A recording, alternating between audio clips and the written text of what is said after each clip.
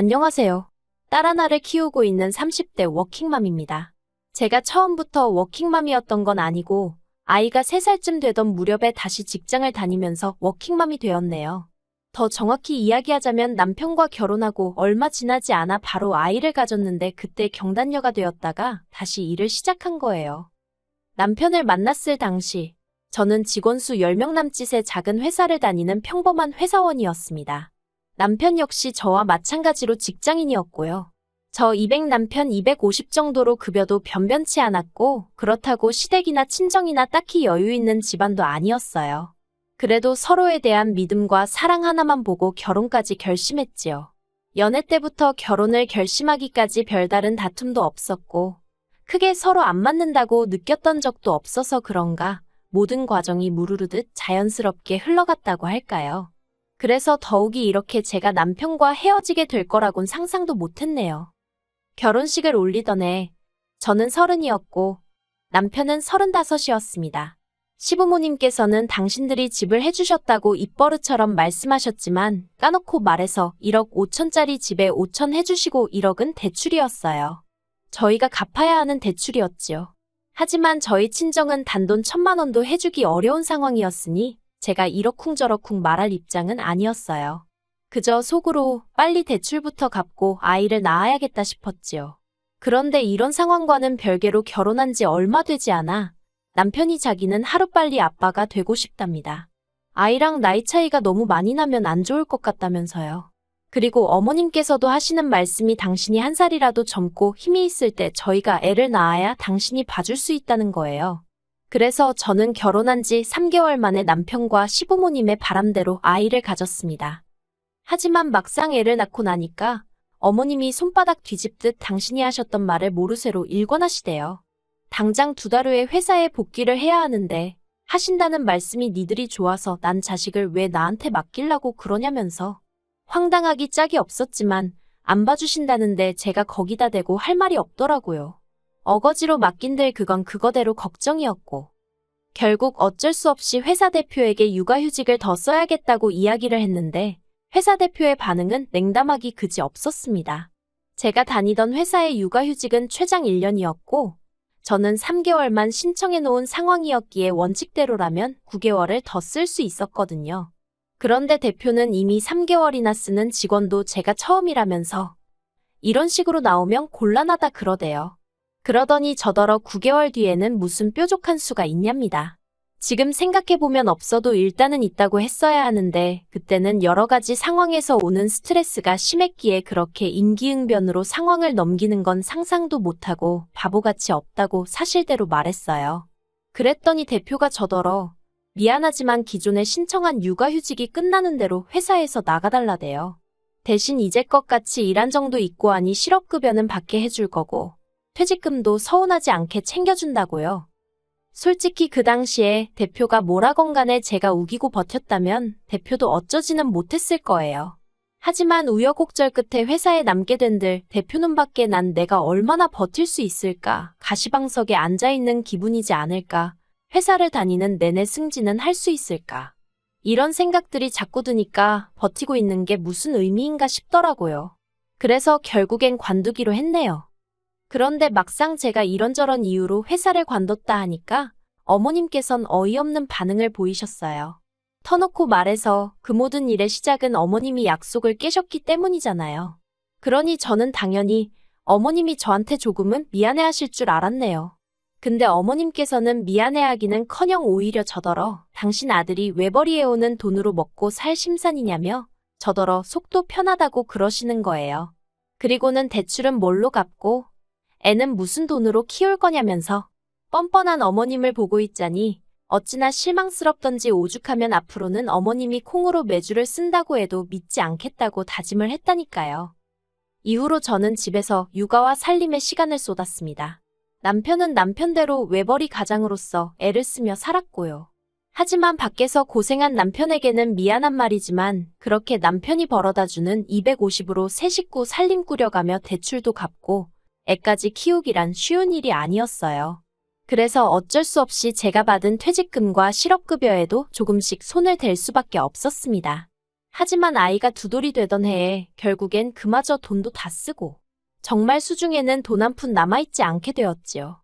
게다가 안 좋은 일은 한 번에 몰려서 온다더니 당장 다음 달은 어떻게 해야 하나 막막한 가운데 남편이 상의도 없이 회사를 관뒀더군요.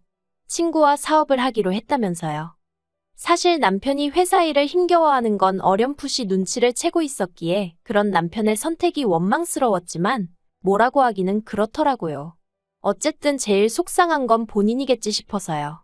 말이 나와서 말이지만 남편은 영업직이었는데 늘 실적이 좋지 않아서 상사는 물론이고 동료들한테도 굽신거리기 일쑤였어요.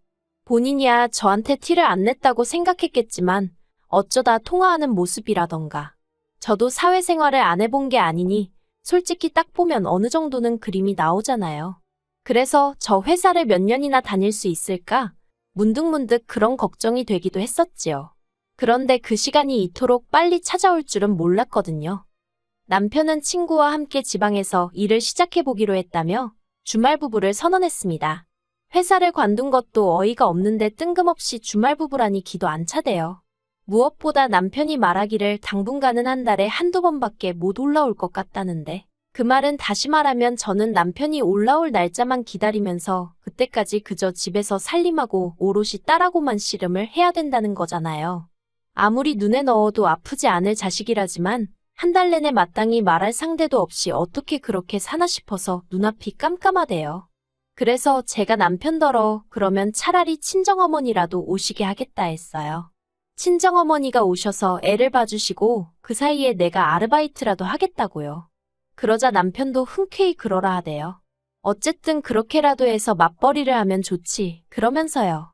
남편과 저 부부 두 사람이 상의를 해서 정한 일이었으니 이게 문제가 될 거라곤 누가 상상이나 했겠어요? 여담이지만 친정아버지는 몇 년 전 먼저 세상을 떠나셨고 친정어머니는 이후로 계속해서 혼자 지내고 계셨어요. 그리고 제가 어머님이 애를 안 봐준다고 하셨을 때 친정을 떠올리지 않은 건 시댁은 차로 40분 거리인 반면 친정은 차로 2시간 거리였거든요. 게다가 신혼집은 10평대 아파트로 방은 2개밖에 없었는데 그나마 한 방은 옷방이어서 친정어머니가 상주에 계시면서 육아를 도와주실 상황도 못 되었고요. 하지만 이제 남편이 집을 비운다 하니 친정어머니랑 저랑 같이 자면 그만이고 뭐 아무튼 상황이 그때랑은 달라서 가능했던 거예요. 그런데 친정어머니가 올라오시기도 전에 어머님이 친정어머니를 불러드리기로 했냐면서 악을 쓰시며 연락을 해오셨어요. 솔직히 어머님이 어떻게 알게 되신 건지는 지금도 모르겠어요. 남편 말로는 죽어도 자기는 말을 안 했다는데 그럼 저나 저희 어머니가 했다는 소리밖에 안 되거든요. 그런데 저희 어머니야 당연히 먼저 그런 말씀을 하실 이유도 없고 저라고 뭐 한다고 쓸데없이 그런 소리를 했겠어요? 그러니 저는 남편이 했으리라 생각하고 있습니다만 어찌됐건 어머님이 알게 되신 마당에 그런 걸 따서 뭐 하나 싶대요. 그리고 한편으로는 친정어머니가 딸집에 잠시 와 있겠다는 게 아주 이상한 일도 아니잖아요. 비밀로 해야 할 일도 아니었고요. 그리고 그날은 주말이었기에 남편이 올라와 있는 상황이었습니다. 그런데 어머님께서 연락도 없이 저희 집에 찾아오셨더군요. 솔직히 전혀 반갑지 않았어요. 이미 며칠 전에 전화로 저에게 왜 친정어머니를 모셔다 놓으려고 하냐고 도대체 누구 머리통에서 나온 생각이냐며 악다구니를 쓰셨던 상황이라 마음에 앙금이 남아있었거든요. 그런데 급기야 연락도 없이 찾아오셨으니 기분이 더 나빠지대요. 그런데 그런 제 속을 아시는지 모르시는지 어머님이 다짜고짜 저를 향해서 하시는 말씀이 너 이 집은 누가 사준 집인지 알긴 하냐입니다. 솔직히 집 가지고 생색내시는 것도 처음이 아니었어요. 그리고 그럴 때마다 어머님이 사주셨어요라고 대답하는 게 정답인 것도 잘 알고 있었고요. 그런데 그날만큼은 저도 시간이 갈수록 비위가 상한다고 해야 할지. 그래서 저도 모르게 어머님이 사주신 건 아니잖아요. 계약금을 내주신 거지. 하고 받아쳐버렸어요. 솔직히 대출 1억이 누구한테는 작겠지만 저희한테는 정말 큰 돈이거든요. 그런데 어머님 때문에 결국 직장도 관두게 된 마당에 대출까지 갚으려니까 막말로 대출금 빠져나가는 날이면 정말 너무 아깝고 속상하고 하다못해 아파트 값이라도 좀 올랐으면 모릅니다. 아파트가 돈 1,000만 원은 커녕 몇백도 오르지를 않는데 대출이자는 계속 오르지. 그런데 집 가지고 생색을 내려드시니 좋은 마음으로 상대해드리기가 어려웠네요. 아무튼 제가 대들듯 대꾸를 해서 그런가 어머님이 눈을 동그랗게 뜨시대요. 그러더니 이내 저더러 그게 지금 무슨 뜻이냐입니다. 그러면서 당신이 아니었으면 너가 이런 아파트에서 어떻게 살기나 했겠냐고 하는데 결혼할 때부터 시댁보다 저희 친정이 못 살기는 했어요. 그래서 어머님은 걸핏하면 당신이 막말로 저한테 생활비에 보태라고 단돈 몇십만 원이라도 주신 적도 없으면서 돈 좀 있는 사람 마냥 유세를 떠시기 일쑤였거든요. 근데 그게 저도 사람인지라 제 마음이 괜찮을 때는 그저 나이든 시어머니의 귀여운 허세 정도로 생각하고 아무렇지 않게 듣고 흘려버릴 수 있어요. 그런데 그렇지 않은 날도 당연히 있지요. 그날이 딱 그랬어요. 저는 어머님더러 이 15평도 안 되는 아파트, 저도 남편하고 결혼 안 하고 혼자 계속 직장 다니고 살았으면 이 정도는 당연히 살지 않았겠냐고 또 받아쳐버렸네요. 그리고 이때부터였어요. 어머님이 당신이 하는 말마다 제가 반박을 해대니까 화가 많이 나셨던 모양입니다. 저더러 하시는 말씀이 네 남편은 개같이 돈 번다고 지방에 간다고 그러는데 너는 좋다고 니네 엄마 데려다 놓고 먹이고 입히고 그럴 꿈을 꿨냐면서 저 하나로는 부족해 저희 어머니까지 당신 아들 등골에 빨대 꽂게 할 셈이냐고 악다구니를 쓰시는 게 아니겠어요? 그리고는 하시는 말씀이 주말 부부하는 동안 니네 엄마 불러드릴 생각 말고 저더러 이 집에서 나가래요. 당신 아들도 없는 집인데 차라리 남한테 월세를 놓으면 월세를 놓지. 저랑 친정어머니랑 시시덕거리고 당신 아들 등골 빼먹는 꼴은 못 본다고요. 어이가 없어서 그러면 저랑 딸, 어머님 손녀는 어디 가서 지내라는 거냐고 물었어요. 저야 막말로 피 한 방울 안 섞인 남남이라지만 저희 딸은 엄연히 어머님 손녀잖아요.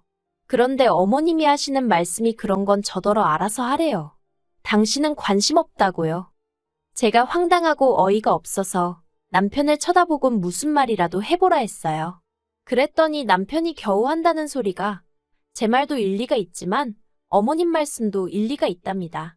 그러면서 저더러 설명을 한답시고 떠드는 소리가 어머님이 그 목돈을 들여 집을 해주신 건 냉정히 말하면 당신 아들 그러니까 남편 잘 살라고 해주신 거라면서 그러면서 이번만큼은 어머님 말씀대로 지금 이 집은 월세를 놓고 저는 친정에 가서 애를 키우라대요.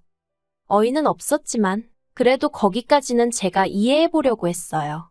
그래서 알겠다고 대신 생활비는 원래대로 보내줘야 한다 했지요. 그런데 이번에도 또다시 어머님이 이번에도 또 끼어들어서는 당신 아들이 무슨 돈 나오는 기계도 아니고 정작 당신 아들은 저희 친정에서 먹고 자는 것도 아닌데 왜 생활비를 보태야 되냐입니다. 그래서 제가 어머님 떨어 애는 그럼 무슨 돈으로 키우냐고 그랬어요. 그리고 저는 저대로 엄연히 어머님 아들 부인인데 생활비를 받아서 생활할 권리가 있다고 소리를 질렀지요. 그런데 어머님께서는 제 밥값은 제가 해야 된답니다. 밥값도 못하는 여자는 기생충이나 다름이 없다나요? 너무 어이가 없어서 어머님은 그럼 왜 일 안 하시냐고 물었어요. 이제껏 평생 전업주부로 사셨다고 들었는데 그럼 평생 아버님 등골에 빨대 꽂고 사신 거냐고 기생충이냐고요. 그러자 어머님께서는 순간 얼굴이 벌개지더니 당신은 아들을 낳았지만 저는 못 낳지 않았냐는 거예요. 그런데 그 소리를 듣는 순간 갑자기 잃어버렸던 퍼즐 조각을 찾은 듯 모든 게 이해가 되대요. 왜 대뜸 애를 안 봐주겠다 하신 건지, 어째서 저희 딸 내복 한 벌 안 사다 주신 건지, 그리고는 왜 그렇게 신우가 어머님만 보면 그렇게 아들 딸 차별해서 키워놓고 이제 와서 뭘 바라냐며 울고불고 했는지도요. 하지만 어머님이 아무리 헛소리를 해대고 그래도 남편만 오롯이 제 편이었으면 사실 뭐가 문제였겠어요. 그런데 남편은 어머님이 그런 억지를 쓰시는 동안 단 한 번도 어머님을 말리려 들지 않았고 하다못해 말이라도 그만하란 소리도 안 하더라고요. 거기서 제가 실망을 크게 했지요. 그래서 남편에게 단도직입적으로 어떻게 생각하냐 물었더니 자기는 어머님 말씀도 일리가 있는 것 같다며 나름 결론이랍시고 짓거리기를 주말 부부인 동안에는 각자 생활비를 벌어 쓰재요. 그게 공평한 것 같다고요. 그래서 제가 남편더러 그럴 것 같으면 내가 미쳤다고 이 혼인관계를 유지하냐 했습니다. 그리고는 차라리 이혼하자고 했어요. 막말로 이 주말 부부가 언제 끝날지도 모르겠는데 내가 뭐 한다고 독수공방을 하면서 생활비까지 내 손으로 벌어가면서 당신을 기다리고 있느냐고요. 그러자 남편이 그렇다고 무슨 이혼을 하냐면서 펄쩍 뛰대요. 하지만 제가 정내미가 떨어져서 못 살겠다고 이혼하자고 했습니다.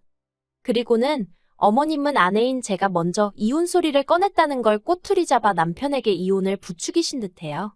저는 혼수로 해왔던 3천만 원과 그간 남편이 생활비를 적게 벌어와 들어갔던 제 퇴직금과 실업급여 일부를 남편에게 돌려달라 했습니다. 그러자 남편도 그 부분에 있어서는 늘 고맙고 미안했다며 돌려주겠다 하대요. 그렇게 5천만 원 남짓 돌려받았고 양육권도 제가 가졌어요. 어머님이 손녀한테 저렇게 적대적인데 당연히 제가 가져올 수밖에 없었지요.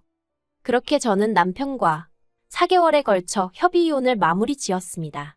저는 위자료를 받아 친정어머니와 살림을 합쳤어요. 친정어머니가 애를 봐주시는 대신 제가 한 달에 얼마씩 돈을 드리기로 했고 지인의 소개로 곧바로 예전보다 조금 나은 조건의 직장으로 들어갈 수 있었지요. 하지만 제 인생에 생긴 변화만큼이나 저를 더 놀라게 한 건 바로 남편의 사업이 실패했다는 소식이었습니다. 솔직히 말해서 회사라는 시스템이 다 갖춰진 상황에서도 영업을 못해서 허우적거리던 인간이 자기 사업이야 말로 얼굴에 철판 깔고 해야 되는 일인데 할 수 있었겠어요? 아무튼 남편이 사업을 싹 다 말아먹었다는 게 주말 부부에서 이혼한 부부로 변하고 1년 만에 들려온 소식이었네요. 사귀고 살대고 살던 정이 있어서 그런 소식을 들으니 가슴이 아플 줄 알았는데 막상 어머님한테 당한 폭언을 생각하니 그렇게 망한 걸로는 부족하다 싶어요. 휴, 그래도 이제는 제 딸과 친정어머니만 생각하면서 앞으로 다시 묵묵히 나가볼 생각입니다. 그러면 분명히 언젠가 좋은 날이 올 테니까요.